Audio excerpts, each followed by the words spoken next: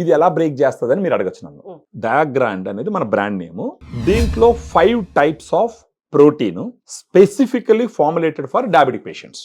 5 రకాల ప్రోటీన్ ఇండియాలో ఓన్లీ డయాగ్రాండ్ లో మాత్రమే ఉంది. కావాల్సి ఉంటే ఇది నా ఛాలెంజ్ ఎవరికైనా సరే.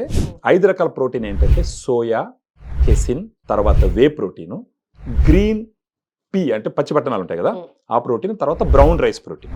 దీంట్లో 5 ఎందుకు ఇచ్చినాం?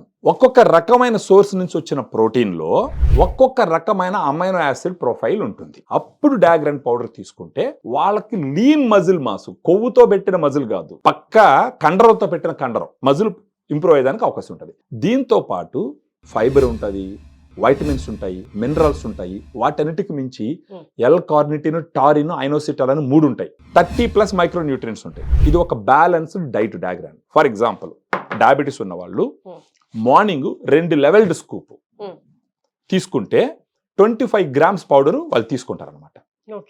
మార్నింగ్ ఒకసారి తీసుకోవచ్చు, ఆఫ్టర్నూన్ ఒకసారి తీసుకోవచ్చు. అలా తీసుకున్నారంటే ఫస్ట్ ఆఫ్ ఆల్ వాళ్ళకి ఆకలి తగ్గుతుంది.